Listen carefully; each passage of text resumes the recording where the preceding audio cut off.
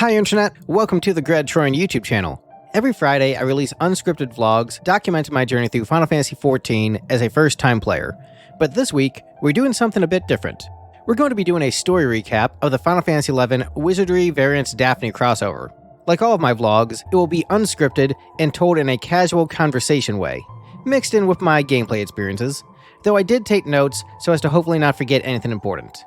If you're into Final Fantasy, I've got tons of video essays on FF on this channel, and like I mentioned, there's weekly vlogs of my journey through Final Fantasy XIV.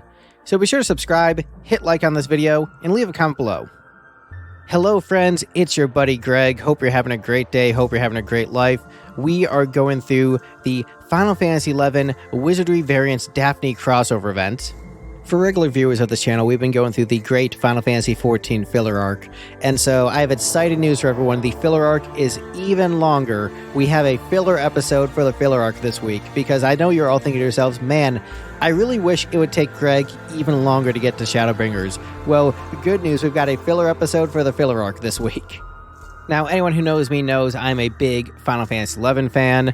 Final Fantasy XI is one of my favorite Final Fantasy games. The most popular video I've ever done is the big, giant Final Fantasy XI video essay on this channel.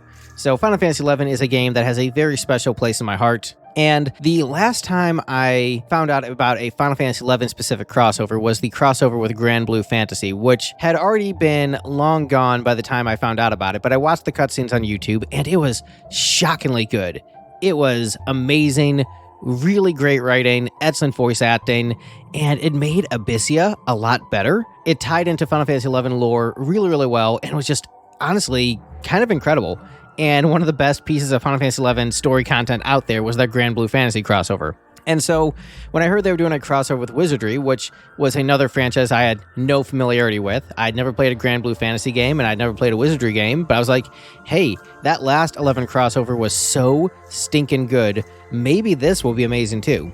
Now, as mentioned previously, I never played a Wizardry game prior to this. It is a first-person dungeon crawler series, very early RPG series, pre-Final Fantasy and Dragon Quest. And I don't really know the history of the franchise too well, but I guess it's sort of split off from like its Western roots into more of a Japanese franchise. And Wizardry Variants Daphne is a Japanese offshoot, which has a lot of anime vibes in terms of like the appearance of the characters and the personality of the characters, but also has a very dark and grim tone. A lot of blood, a lot of gore. It is a free-to-play gacha game on mobile and PC, and so I played the PC version.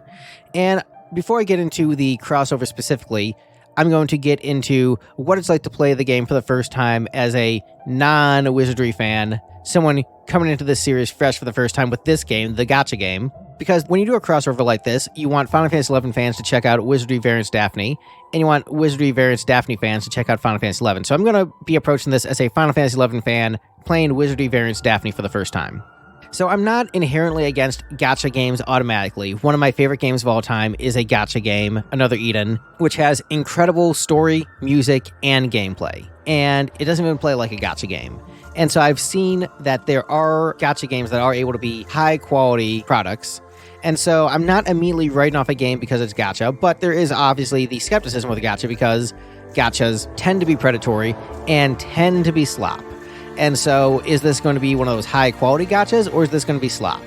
So that is what I'm going into Wizardry Variants Daphne as someone who's not as into Western RPGs, not as into, like, dark and grim and gore, not as into super hard, super grindy RPGs, which Wizardry has a reputation of being super hard and super grindy. And so there's a lot of things that are sort of like going against Wizardry going into this. But, you know, I'm trying to go in with an open mind.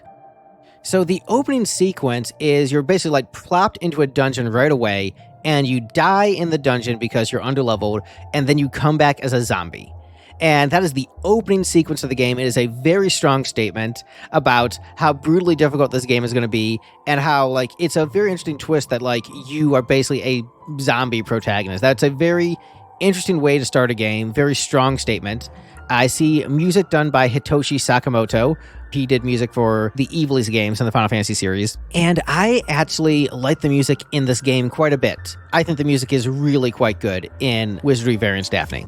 But yeah, so the gacha mechanics in this game are really weird because it works by you get skeletons, and then revive the dead, and that's how you get members for your parties. So that is like the core mechanic, is like you are reviving the dead to become party members.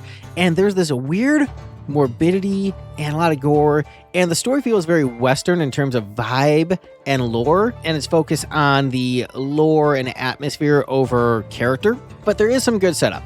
So there's this blonde ghost girl who is always with you, whose name is Lulunarde, and one of the opening sequences after you become a zombie is you kill a bandit and steal his mask, and then later you meet members of his family, and they're like, oh, you know, my nephew, or whoever, I remember his like nephew or son, had a mask just like that. And sort of the opening sequence of the game, after you become a zombie and finally get to town, is that the king has gone missing, but they think he's alive because he is the only one who has the ability to cast a spell that can seal the abyss. And his princess daughter is not able to cast the spell right now, which means he must be alive, because I guess the way that the spell works is once the head of the royal house dies, then it automatically, the next in line to the throne is the one who gets the ability to cast the spell.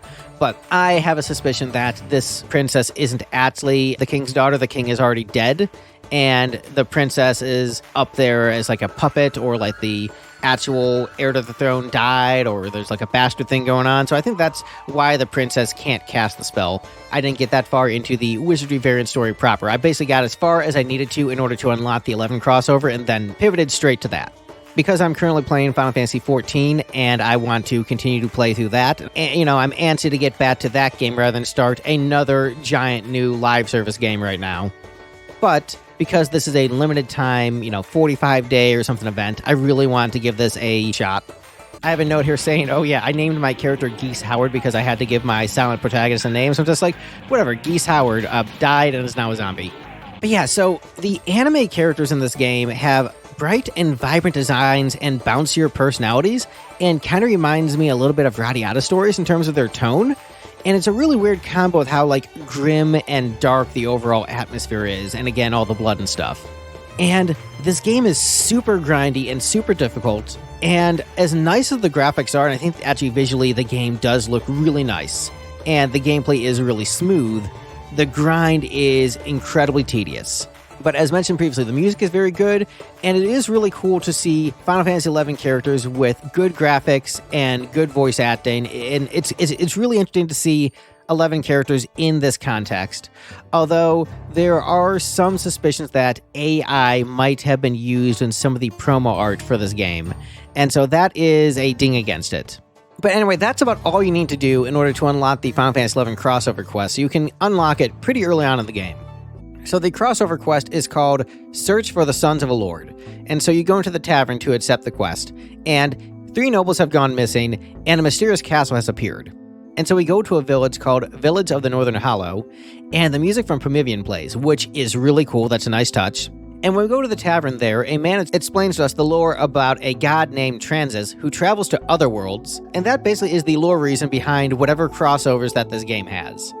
We go to the woods and hear Kate Sith singing, and then find a portal that leads us to Castle Zal. And it is really cool exploring Castle Zal in this game, and the battle music from Final Fantasy XI is a really nice touch. It is really fun, and the core gameplay mechanics are very familiar for a JRPG fan.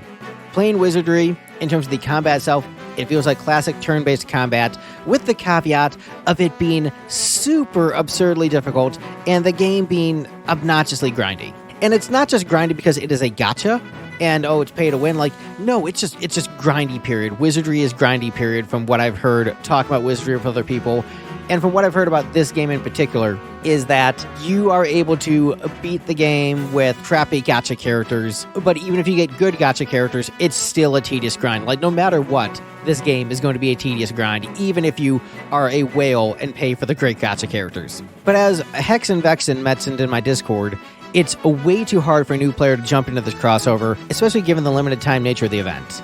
I died pretty quickly playing through the 11 dungeon, and trying to just level up was taking a long time just to get to level 2. It is absurd how tedious the grind in this game is. So grand total, I played maybe 2 or 3 hours. My entire experience actually playing Wizardry variants of Daphne. And so the crossover got me to try the game, but I'm not sticking with it. If I just no-lifed this for a month, I could probably do the 11 crossover in that time, but I don't think it would be worth it, to be honest. And so what I did instead was I just watched the entire event on YouTube because someone uploaded a live stream of them playing through the event. It was a 12-hour live stream.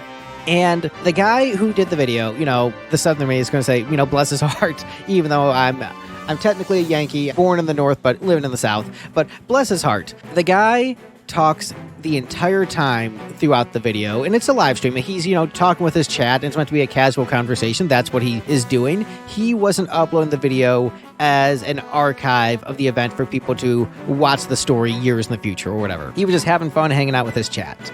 And so I know the purpose of his video wasn't to archive the event. He was just playing through it. But I did want to hear the story dialogue and ended up talking over a lot of it, which, luckily, I can just read the dialogue.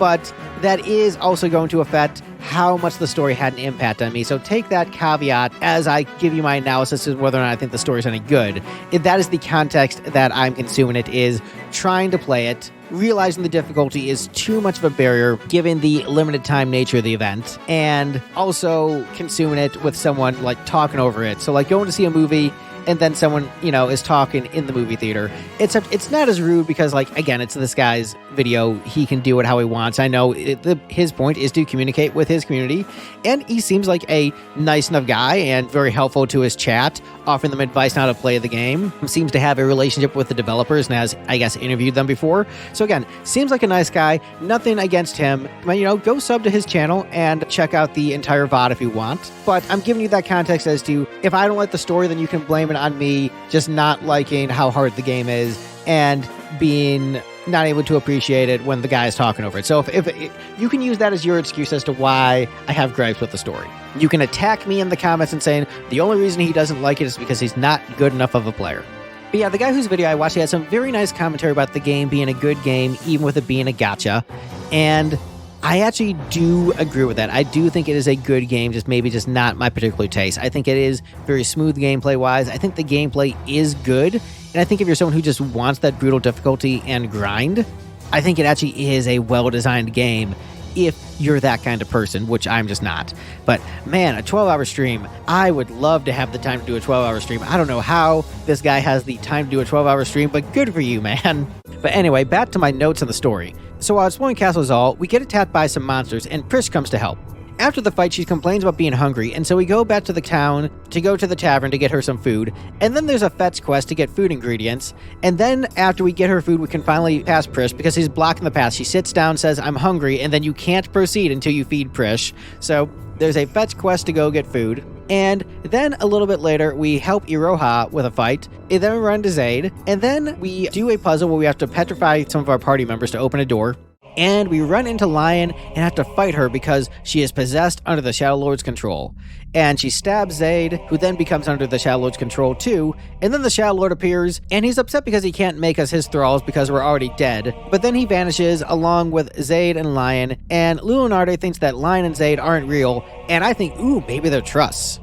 So about 4 hours into the stream, the guy whose stream I'm watching forges a relic weapon, and then goes back to Castle Zal and finds a book which contains a plot from one of the nobles, Lord Luca, about murdering his older brother Lord Conrad so he can become the heir.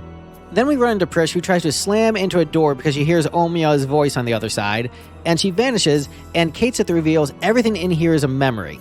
Which, that is immediately kind of a red flag for me because that means, okay, there's going to be no actual lore implications for the 11 characters, and they can just kind of play around and do whatever they want, and it's not going to be canon. And writing a story like that allows you to break a lot of rules and not have to worry about, like, oh, Prish never met the Shadow Lord, and etc., etc. And so you can have these characters interact in ways that they didn't in OG 11. However, it also means any significance to the plot is just hand-waved away by being like, it's a dream, it's a memory, they're visions. And so that made me a bit nervous about, like, how good is the story going to be? And given how grindy this is, I'm like, oh, this is basically just like, I hope you enjoy the cool visuals and combat because there isn't going to be that much story here. That was kind of my hunch.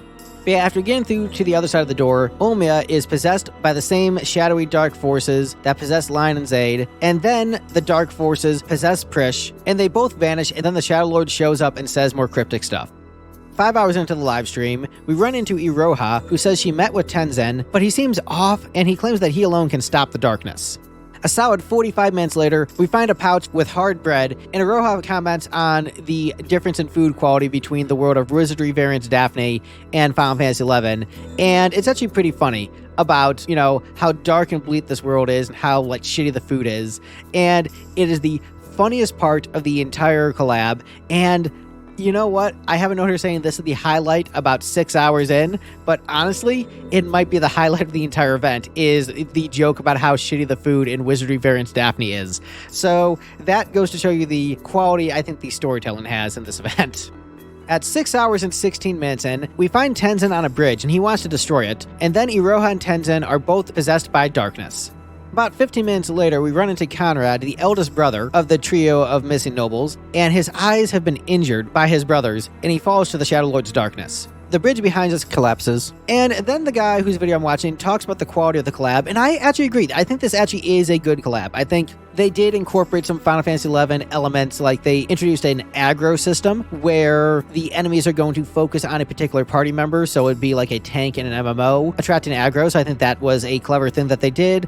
I think it looks great visually. The implementation of Final Fantasy XI music is done great. I think the voice acting for the 11 characters is quite good, so it actually is a quality crossover in a lot of ways. For a story-first gamer, which that's what I am. I am a guy who mainly plays games for story. Every now and then I play a game because I'm really wanting to enjoy the gameplay mechanics, so alright, I'm gonna be just playing some Tekken or playing some Donkey Kong.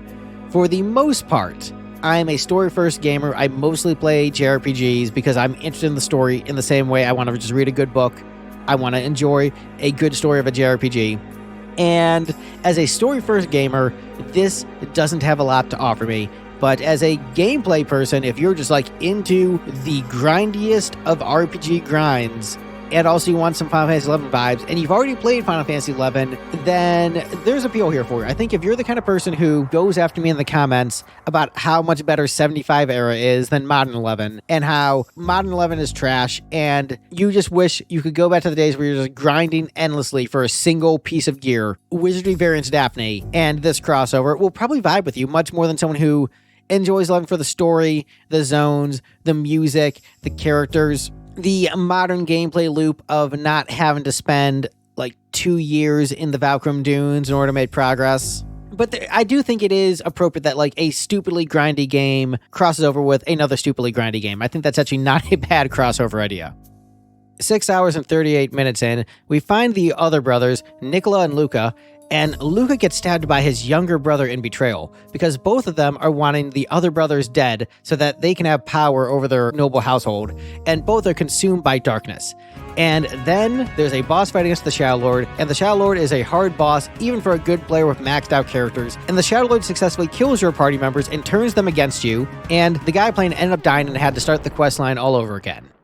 And Lulunarde asks us what happened, and then I realize, the whole dying and return to life mechanic, undoing, because that's a big thing about this game, is that you have the ability to undo death and, travel back in time, essentially. Because of the rewind lore in Wizardry variants Daphne, redoing the quest means, you have to redo it the right way to get the good ending. But of course that does mean redoing the entire quest and going through all of the tedium of the dungeon again. I glossed over how long exploring the dungeon took and how many battles there were in that process, but when I say, this was an hour and a half later, just assume a bunch of battles and stuff happened in between. So this was all around, let's say around the 7-hour mark. So at 8 hours and 23 minutes in, we find Lion's Crystal of Light and her memories, and the key to beating this quest seems to be finding the light of different people from Vana'diel so that the Shadow Lord can't corrupt them with darkness and get their power. Because the Shadow Lord was empowered by the darkness of those he was corrupting, so if we made sure that their light shines bright enough, the Shadow Lord can't corrupt them, and then he can't get their power. 9 hours in, we find Lion, and we get 3 options of what to do with our Crystal of Light. To hold it up like a sword, throw it like an item, or smash it as if using a skill. And the guy whose video I was watching chose item, and it was the wrong choice, which made me realize, we might have to redo the whole quest, and I might not even get to see the good ending in this 12-hour live stream. After 14 minutes of backtracking, the guy chose to hold it like a sword, which was the right choice, and cleared Lion of Darkness. But we still have to fight her because she needs to be restrained because some Shadow Lord minions pop up behind her. But after the fight, she thanks us for getting rid of the darkness, and the Shadow Lord is upset that we foiled his plans. And Lulunarde thinks that this has lessened the spread of darkness to the noble sons, and we should try to stop the darkness from spreading to Prish and Omia next. And then we find the book, The Journal, where there was the murder plot previously, but instead it shows a diary entry praising Conrad's role as a leader. And since Zaid and Lion weren't absorbed by darkness, the curse of hatred has weakened, and thus the brothers no longer want to murder Conrad, I guess. At 9.5 hours in, we find Omia's Crystal of Light. And then when we're about to use the Crystal of Light on Omia, we get ambushed by demons and need to fight them, which was a nice twist because we're like, okay, now we know what to do. We just have to, hold up like a sword. And so the fact that there's that twist of like, oh, you get ambushed and so you can't use it and then you wonder what you're going to do, that was a clever twist. I like that. But we fight the demons, free Omia, and the Shadow Lord is pissed that we keep messing up his plans. A little over 10 hours in, we find Tenzin's crystal, and also around this point in the video is when I found out that the difficulty scales in this crossover event. So no matter where you are in the game, this event will always be very grindy and tedious, and you have to keep going back to town to restock and level up. And so no matter what you do, this crossover event will always be stupidly hard. The difficulty scaling just made me want to scream at the screen. And I was like, man, this.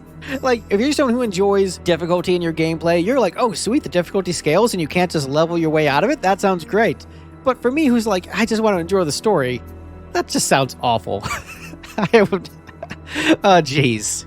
Feel free to call me like a casual and a noob in the comments. I don't care. You're not going to get a rise on me for that. Like, you're saying like, Craig, you're not good at video games. Like, yeah, I know. The fact that I managed to beat the Voracious Resurgence in Final Fantasy XI is a freaking miracle. So don't come at me with like, you're not good at video games. I know. Oh, trust me, I know. But anyway, we use the crystal on Tenzin after fighting him, and then the Shadow Lord appears again, and he's pissed because we've saved 2 more people from the darkness. And then at 10 hours and 20 minutes into the video, Luminary stops us at the point where we originally met Conrad. Where previously we met him and his like eyes were all like gouged out and stuff and he was in all that pain. And she stopped us there because there was probably some dialogue about like, oh, when we were here last, she doesn't remember this, but the player character remembers like, oh, the last time I was here, that's where we met Conrad, but he's not here. But that little bit of dialogue about that, we ended up skipping past because the guy just like skipped past the dialogue, thinking it was a repeat, when actually it would have been something new. So I understand what they were doing. They were saying like, oh, things have changed, things have shifted. The writers were trying to make a point about the timeline shifting. Little bummed we skipped over that so fast. And again, the guy whose video I was watching, it's not his fault. Everyone can play the game the way they like to. His streams are more about the gameplay and talking with chat.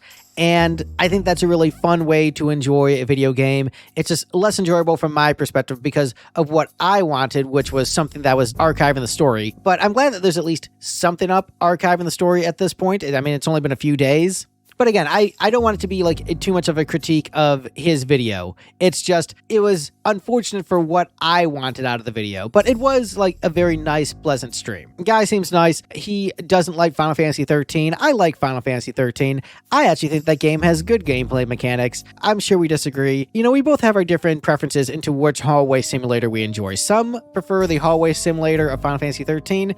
Some prefer the hallway simulator of Wizardry. But at least we all have our hallway simulators that we love. So 10 hours and 22 minutes into the stream, the Shadow Lord has the noble brothers hostage, and Conrad, the eldest brother, offers to sacrifice himself so his brothers can go free. And the Shadow Lord asks us to offer our lives in exchange for the hostages.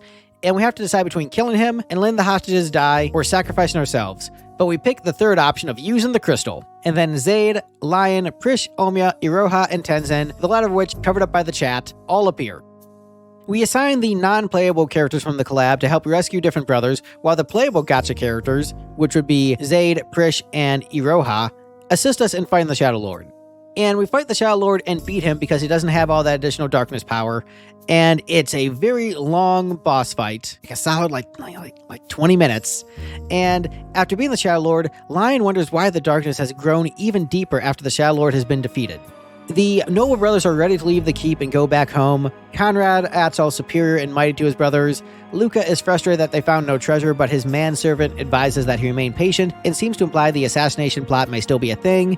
Nicola is just frustrated with both brothers and wants to leave, and we take the brothers back home, and Lunarde wonders how we can stop the darkness from spreading even further, meaning that we didn't get the true ending, but that is where the stream ends in terms of doing the crossover event, which means there's probably a super boss fight against the Shadow Lord, or perhaps another Final Fantasy XI character, maybe Lady Lilith, since Kate Sith is involved, who knows.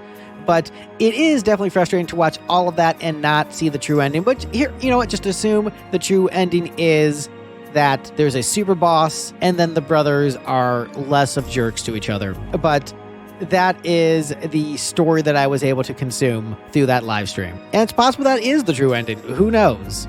I guess I'll keep an eye out for the true ending to see if there's a video on it and maybe talk about it in another vlog at some point. It'll probably just be part of Greg's 14 Adventures and won't get its own separate video, but I will probably talk about that at some point if I catch a video of the true ending. But yeah, that is the Final Fantasy XI Wizardry Variants Daphne crossover event, and you know, it made me think a lot about barriers of entry in video games and what is reasonable. A lot of people refuse to play any and all gacha because they assume any and all gacha is grindy and there's nothing of quality there. And Another Eden is a good gacha with good gameplay, with a low barrier to entry. There's a lot of crossover events in Another Eden, but with the exception of the Square Enix crossovers, none of them are limited time, so you don't have to worry about the FOMO of like, oh, I only have like a month to do the events. And the Square Enix crossovers were all multi-year crossovers, like 5-6 years, except for the Final Fantasy IX crossover, which was 6 months. But still, 6 months is a lot more reasonable of a time frame to do a crossover event. At least one with a high difficulty barrier of entry. And the Another Eden Final Fantasy IX crossover event, it's long. It can be like a solid 20 hours very easily. But it's nowhere near as difficult unless you do the super bosses. There's a much better balance between gameplay and story, and I do think it was a much better crossover event. I think that Wizardry Variants Daphne is like a smoother gameplay experience. Like, I think Another Eden has some frame skips and just isn't as smooth as Wizardry Variants Daphne in terms of like pure gameplay. But I think the mechanics are more balanced. I think the story is much better, and I enjoy the atmosphere of the story much better in Another Eden than I do in Wizardry Variants Daphne. But I mean, both games have great music, and I think Wizardry Variants Daphne does have better graphics overall. But anyway, a lot of people refuse us gachas, period. And I get why. Like, Brave Exvius was a gacha with bad gameplay, but it wasn't unplayable. And there are ways to push past the difficulty as a free player. And in terms of barriers of entry, Final Fantasy XI is very grindy and very difficult. And Wizardry has always been very grindy and very difficult. The dark tone of Wizardry isn't for me, and the first-person POV is also, you know, it's fine, but it's like, it's not my thing. The gameplay is fine, but I think if this had a lighter tone and brighter colors and was less difficult, I would probably be down to play Wizardry Variants Daphne a lot more, because I do think the game is actually fun to a degree. Like, the battles and core mechanics are fun, the exploration is fun, but given how hard this is, and the fact that it's a limited time event, makes me less likely to want to play it. If it wasn't limited time and not as hard, I would be more down to go through it, but because it's so hard and grindy and the time frame to play it is so short, it's unappealing. Like, Final Fantasy XI is hard, but I can take my time playing Final Fantasy XI, and it's not as hard as this. You know, there are aspects of a fun game in here, the combat isn't inherently bad, you know, it's normal turn-based combat, and again, the graphics are great, music is great, the lore is interesting, but the fights are so hard and the grind is so extreme that just, it saps the fun out of it for me. And that plus how dark the tone gets sometimes and like the like all the blood and stuff, like, it's not that I'm a prude, but it's just not my thing, and so it just makes it kind of unpleasant. But even though I don't think that this game is for me, I wouldn't call it a bad game. I would not call it gacha slap. I would say that it is a quality game. It's just a quality game for a different type of person. It's a good game, but given my schedule, how busy I am, and the fact that I'm actively playing a different live service game right now in the form of Final Fantasy XIV, makes it not for me at this point in my life. I am glad I gave it a shot, though. And as for the story itself, I mean, it's kind of your standard crossover plot, to be honest, of just like, oh, these characters are here, but they're not really here, so nothing's going to happen with the lore. And, you know, the stuff with the brothers was actually the most interesting part, and just how it was, like, incorporating the undo mechanics of the game into the story. That was interesting. But overall, like, you know, if you're, like, a big Final Fantasy XI head, it's, like, it's okay. I wouldn't call it bad, but I wouldn't say this is one of the best Final Fantasy XI stories either. The Grand Blue Final Fantasy XI crossover, that was one of the best Final Fantasy XI stories ever. That was excellent. I watched, that, 5 hours worth of cutscenes on YouTube or whatever, and it was great. It was shockingly good. This was more of a standard crossover story event. Like, not bad, not amazing either. Solidly okay.